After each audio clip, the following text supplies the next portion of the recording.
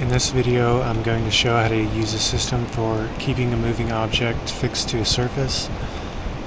For example, if you had a character in a game and you added movement controls, how do you keep that object within the bounds of the surface that it's moving on?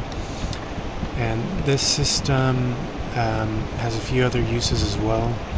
For example, one of those is determining when an object is close to another object that acts as a trigger, like a switch or a door. I'll also show how to set the height of the object based on the height of the path's surface. And this system relies on basic vector operations.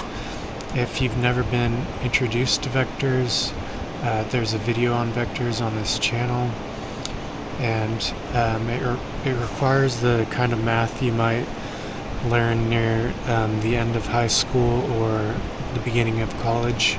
And I know that a lot of game makers like the kind of plug-and-play functionality that comes with some of the commercial game makers. But if you make a bit of an investment in understanding a raw-coded system, the benefit is that it can be ported to just about any programming language or any IDE, as long as you can implement custom code and access the geometry of the path object. I'm also going to be using my Python libraries. That's everything in this folder here. And to get that working, you need to add a header script to the top of Python file. And that basically just points to this module file. And the module file holds different options, and it defines these different directories that can be passed around to different custom libraries. Or if nothing else, you can use it to just kind of keep notes on how you perform different procedures in Python.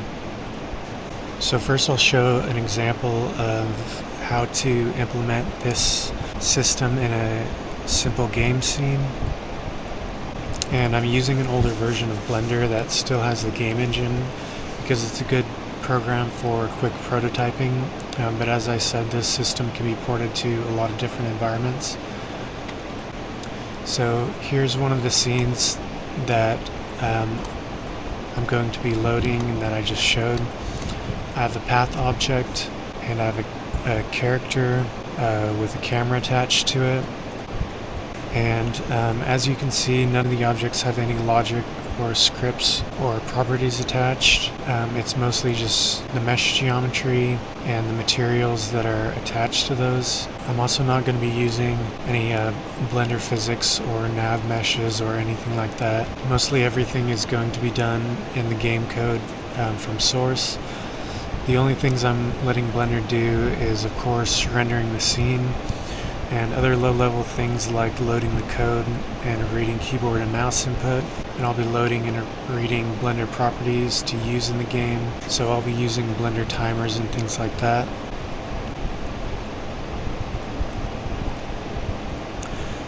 So here I have a load script that runs the main blend file, which is here.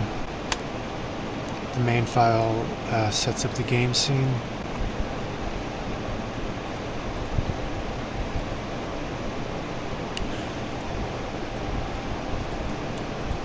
So I have a scene that is pretty much a new default scene, except I've loaded this script on it. When I run that, that imports all the objects and loads logic onto the objects. So it does pretty much what I showed. It allows the character to be controlled with the keys.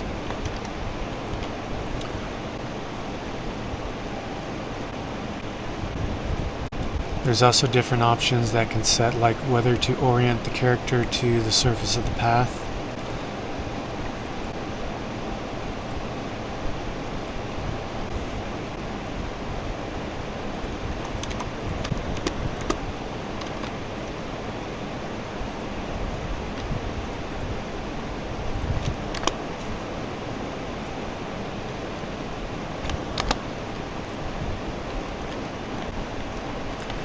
And you might want to do that if you want an object to be able to move up a wall or something like that.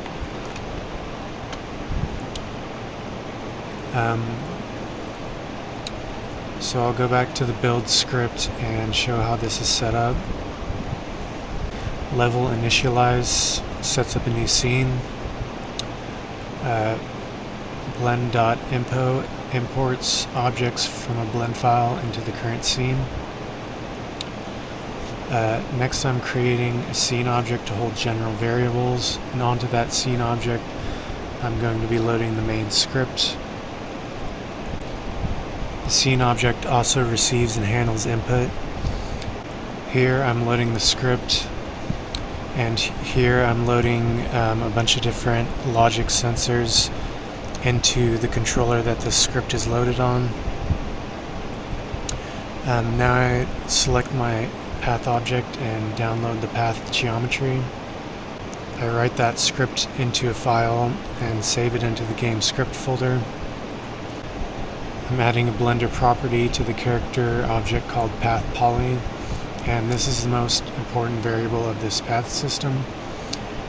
Path poly is set by GameScript and gives the index of the polygon that the character is over.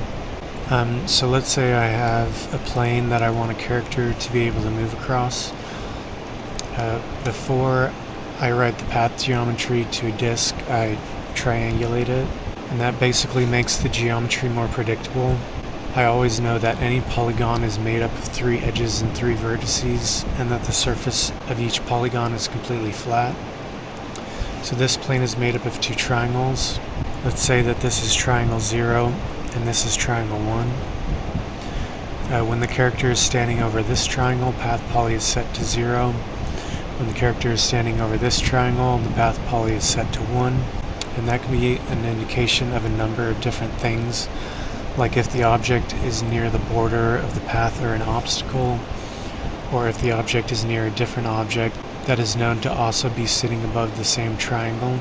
Offset is basically a collision vector that helps to avoid a character mesh intersecting with an obstacle, and I'll show what that looks like later. Cont or control allows keyboard and mouse input to affect the character. Then I rename a few objects, and in Blender, if you have the same object name in multiple scenes, a prefix allows you to distinguish between them.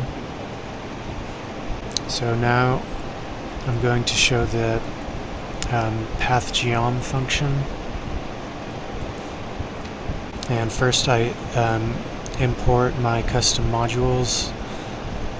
Then I apply the location, scale, and rotation of the path object so that the local position of vertices is the same as their global positions.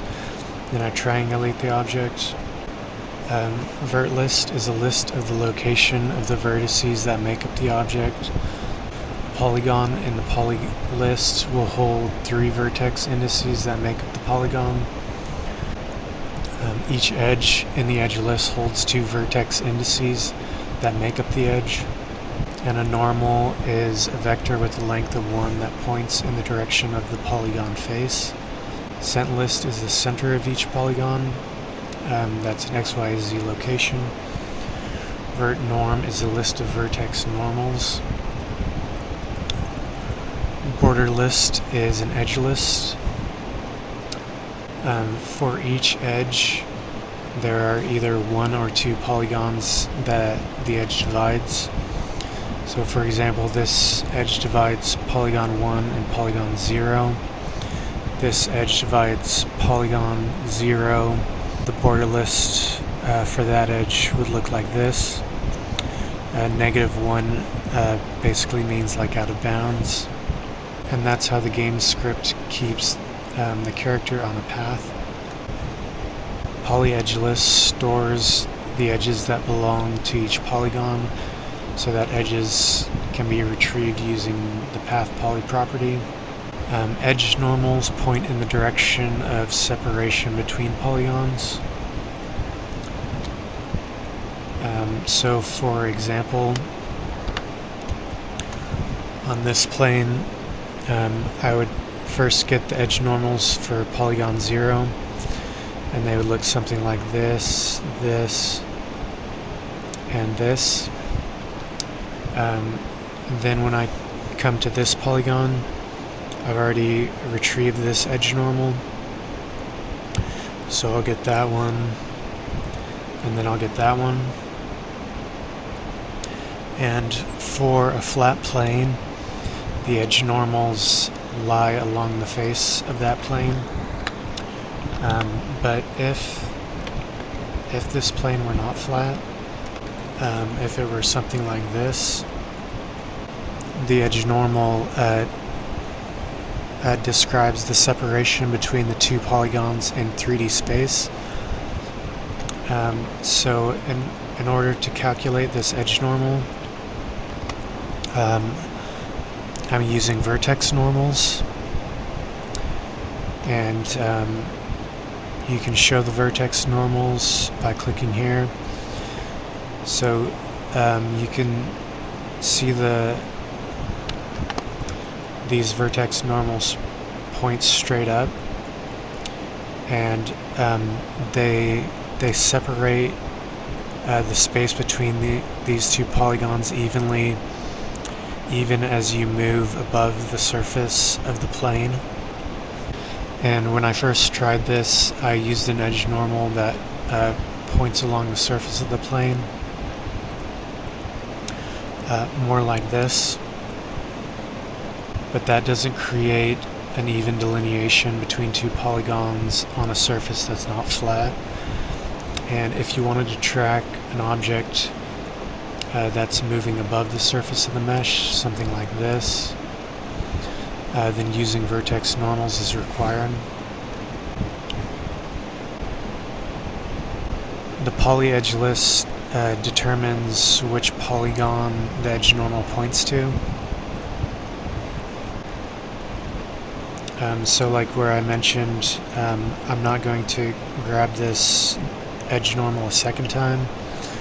When I get to this polygon, I'm just going to reuse this, but I need to basically make a note that this edge normal points away from this polygon as opposed to towards it.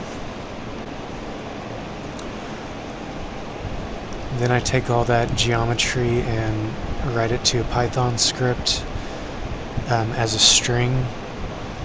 Then I return that string back to the main script that's here. Then I write that script to a file inside the game script folder. That looks like this.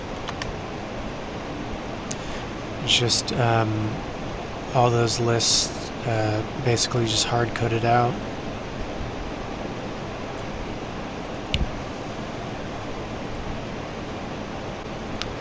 So before I go through the game code, I want to show how markers are used with this system. One thing that might need to be done before a game is started is to initialize the path poly variable.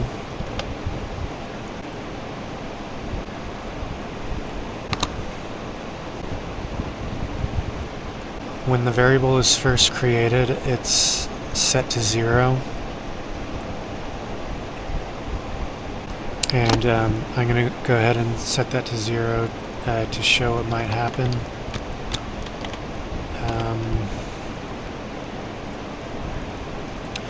I'm going to disable the orientation option.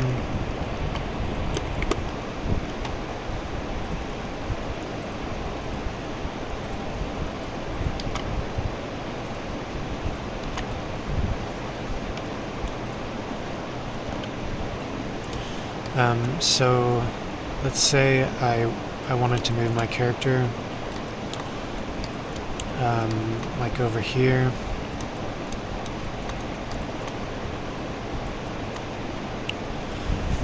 I run my game, and when I move, the character jumps this gap here. And the reason it does that is because polygon 0 is right over here. So when I started with my character up here, the path script, it sort of navigated through all these polygons from 0 to here, and so there was no jumping. And I can go ahead and debug that path poly property.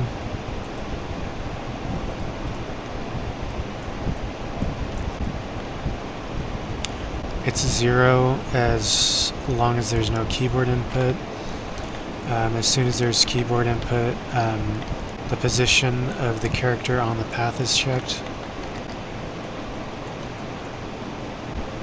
But because there's a hole between the character and the 0th polygon, the program interprets the objects as being out of bounds and then attempts to correct that.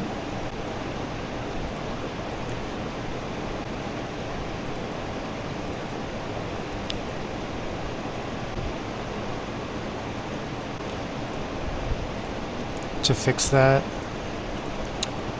I've added a marker to the game scene. So for example, if I wanted to put my character here, I've added a marker to indicate that.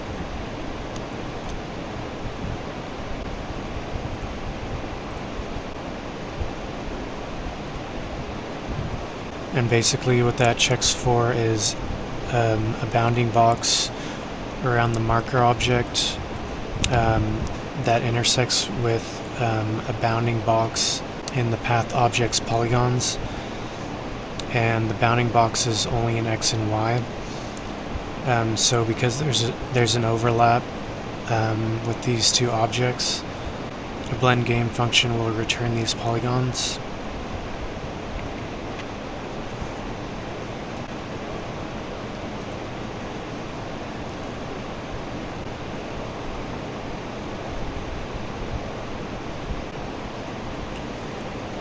And that's here. The path object is the object that I want to find the bounding boxes on. So I run this. This stands for min-max XY. It's the bounding boxes in X and Y. And it will read that for the path geometry.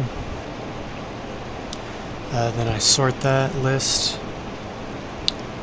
And then I call the path polyset function, and path polyset calls polymark, and polymark gets the overlap between the marker object and the path object's polygons.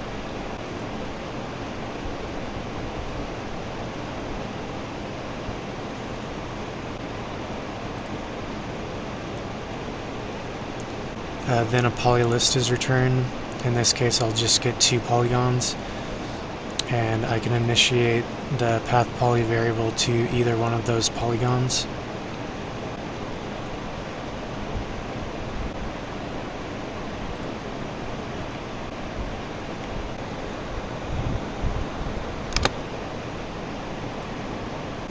So now when I move the object to that start marker, my character is where the game expects it to be, and there's no jumping.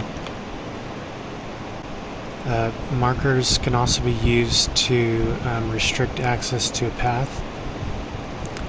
So here I have 2 markers. These are unwalkable markers. And if I go back to my scene file, those are here. Is unwalkable 001. Here's unwalkable 000. And those are used to basically restrict access on the path.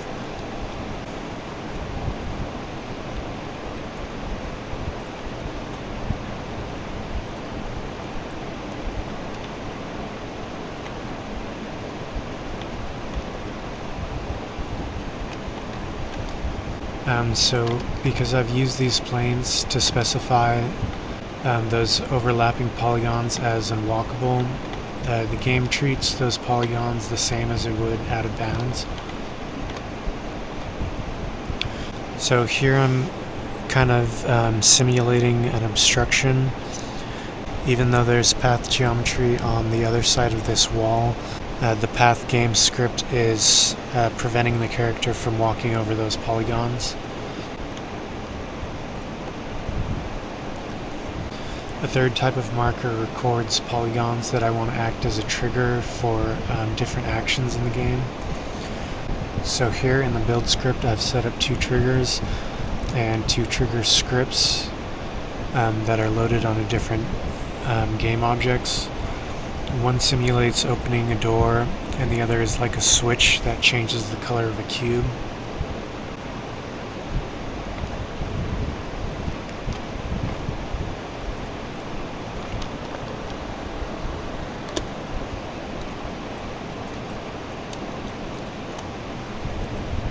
So here's the marker for the door trigger, and that checks if the character is over the correct polygons.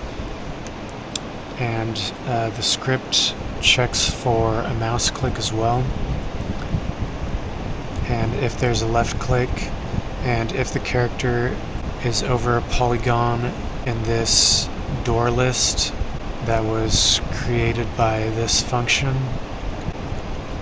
then this code is executed, which basically makes the door object invisible and sets this set of polygons to be walkable.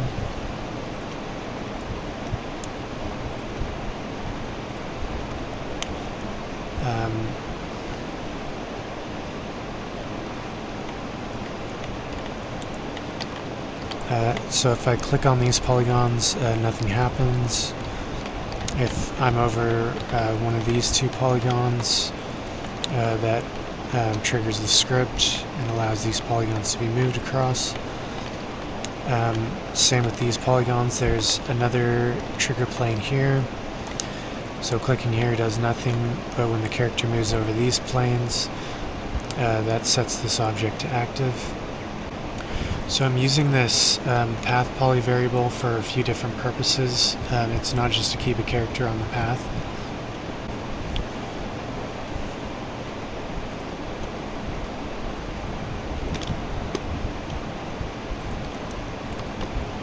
And this next block shows how to set up a character that's a little less basic than a character that just moves in 8 directions.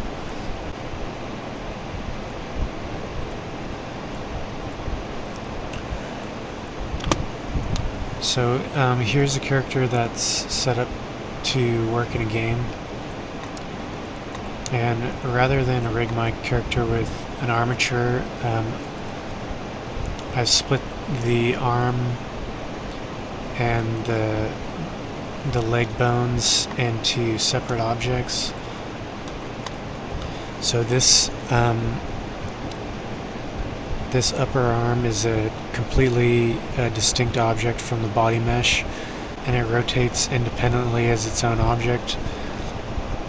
Same with this. This is an individual object.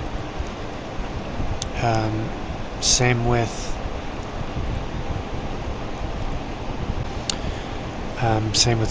the feet. The foot is parented to the shin, which is parented to the thigh.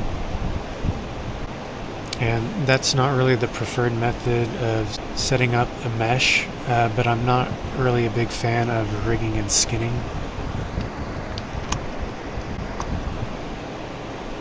So at the root is the main object. In the game, the location of this object is changed. And if the orient option is true, this object might be oriented to match the angle of the polygon. Otherwise, its orientation remains constant, it's never rotated. The body mesh, which is parented to the main object, might be rotated. For example, if the right key is pressed or the D key is pressed, that rotates the body to the right, and everything attached to it rotates along with it. These axle objects are used for the run cycle. They're the object that the hands and the legs rotate around. This look object is important because it's used for camera movement.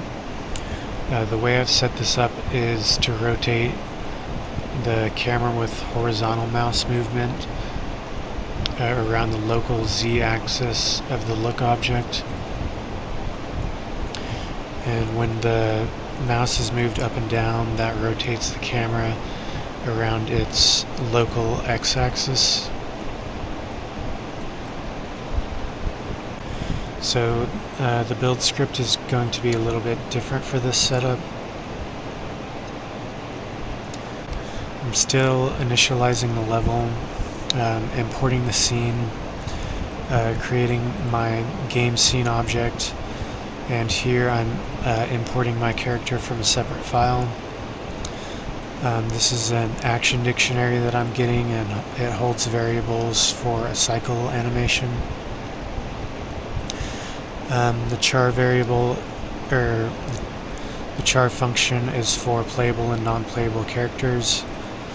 The cont function is for controllable characters that can be controlled with input. The char camera function sets up the camera for a controllable character. I read and write the path geometry just like I did before. I'm going to use all my markers in the same way as I did in the previous scene. So the major difference is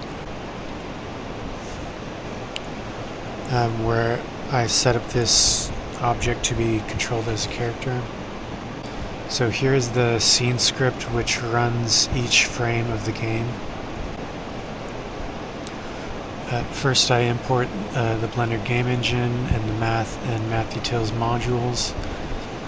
Here I'm importing most of the game scripts in the game folder.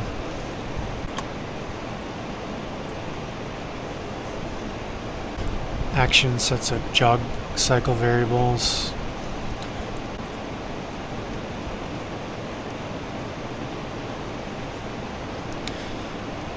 Cycle controls the jog cycle animation, but it's a work in progress and has some issues.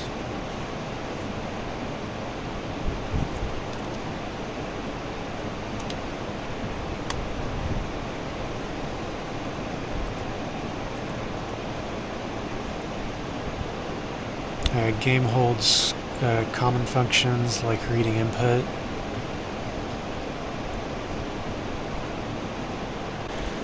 Varidict reads all of an object's properties into a dictionary and returns that dictionary. Door is an object script. It checks for a click and hides the door and sets the path to walkable. Look X sets the Z angle of the look object. Look Y sets the Y angle and applies a maximum and minimum limit.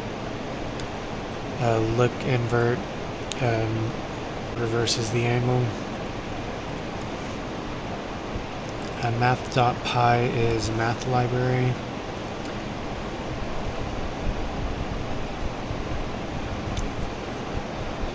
A lot of these functions aren't being used, but a lot of the vector functions are.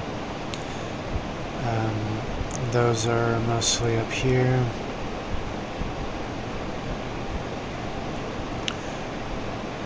Distance point to plane is one of the key functions in the path script.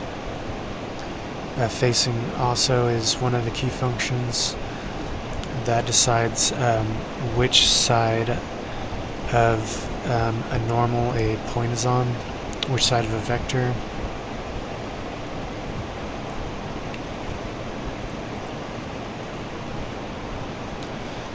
Move gets a local vector that represents an object's movement direction. Orient makes the character look left when he's running left and right when he's running right. I'll come back to path.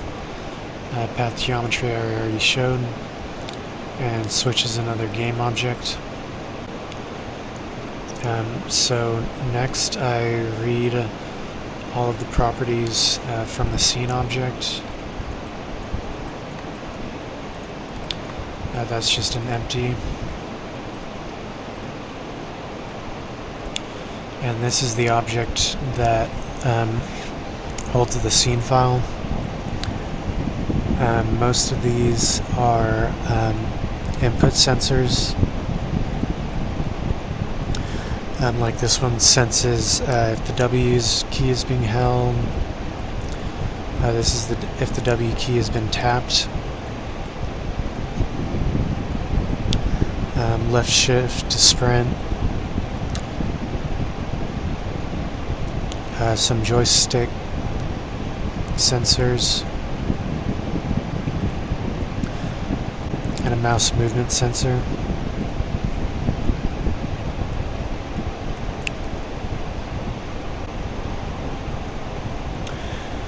So all of these properties that have been loaded onto this scene object get read into this dictionary that's being returned. And at the end of the script, the last thing I do is update all of those properties for each variable in the variable dictionary. I write the value back into the property.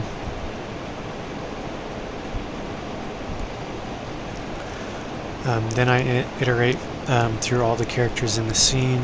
In this scene there's only one character. The char property can be used to set a character to inactive or dead. Here I'm checking if the character is marked as controllable. Then I read and handle input that's in the game script that I showed. And to get my character working, I want to set look to true, which controls the camera angle. This look is a local look function. It's down here.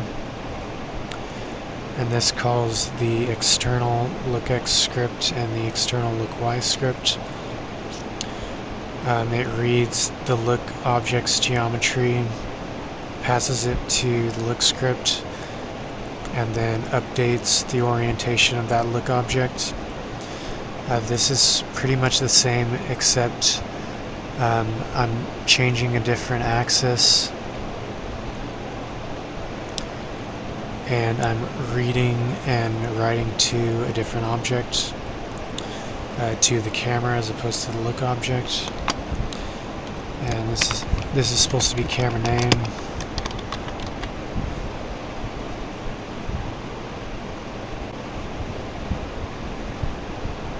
MoveVect gets a local vector that points in the direction of the object's movement, returns it there. Update is also returned. Update is true if input is being received and false if it's not. Action updates the jog cycle animation. Ori updates the orientation of the object. And the action variable is used to start the jog cycle animation.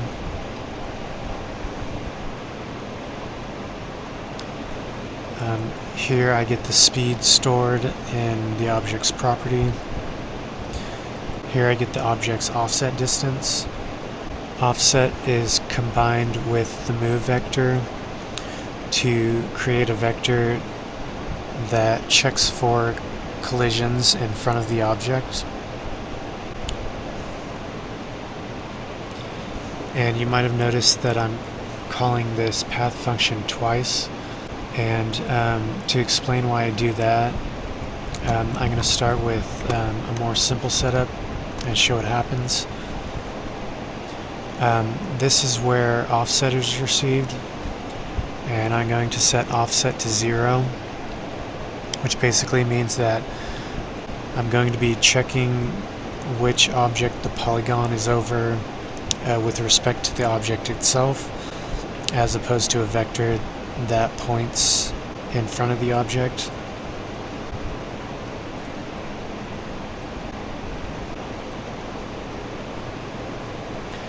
These four booleans are here. Used ground cast, use position adjust, use orient, and use orient constant. Ground cast casts a ray down from the object's position to get the path height. Position adjust keeps the object on the path or prevents it from colliding with obstructions. Orient aligns the object with the polygon's normal if it is set to true, and orient constant is a more stable option when used with a fixed gravity vector. So here I've set ground cast and position adjust to true. Orient and orient constant are false, and offset is 0. So basically I'm testing the location of the object itself. And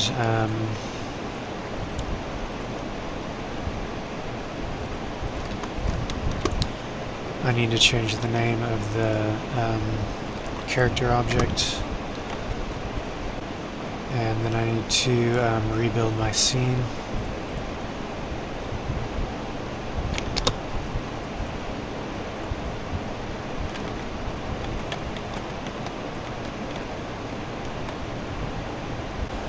So because offset is 0, there's no collision vector that points in the direction of the character.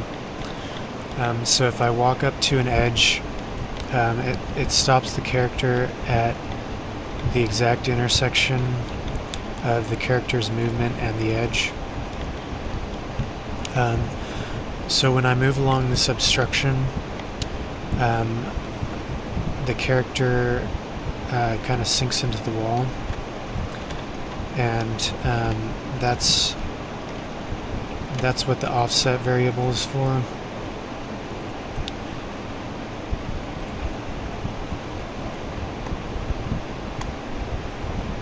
It stops that object before it reaches the intersection point.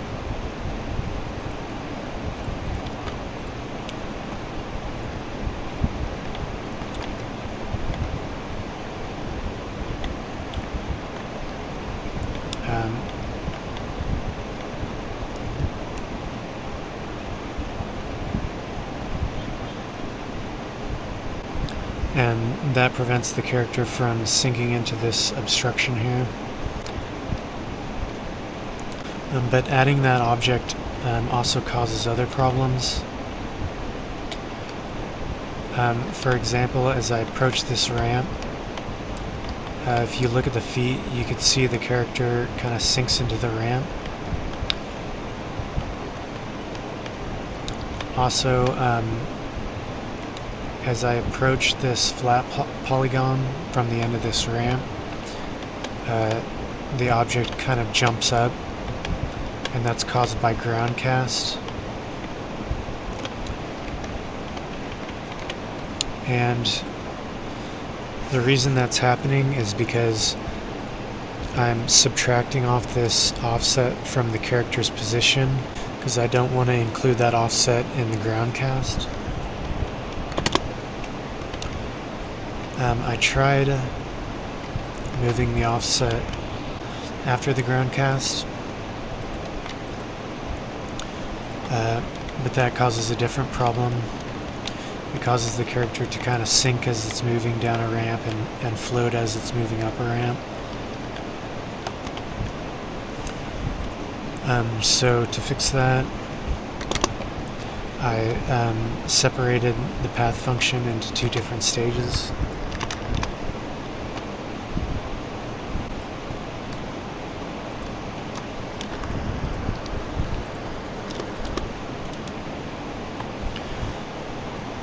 The first call to path, I'm including offset, and I'm disabling ground cast. The second call to path, I'm disabling path adjust, but I'm using ground cast with an offset of 0. That tracks each of these locations separately. So when I return a location and a path poly, it could be different for these two calls, but that's a good thing because I want my collision point and my downward cast to be different.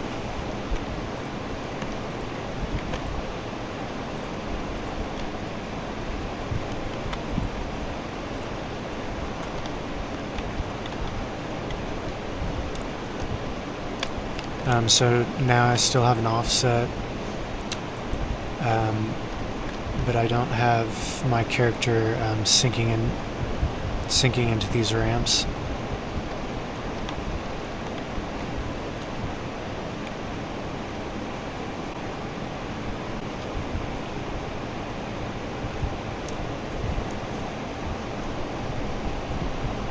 And on the second call, speed is 0. If you pass speed to the second call, it will cause the object to move twice as fast as it's supposed to. So that's pretty much it. The last thing I'll do is go over the code for this path script. PolyGeom gets the geometry for the current polygon. Same checks if a character has left the current polygon, and I'm checking that for each individual edge.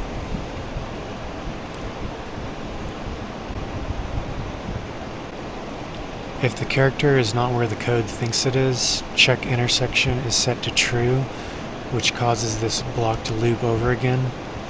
And that's in case the character has jumped more than one triangle in a frame. Here I'm updating path poly if the character has moved onto a new polygon.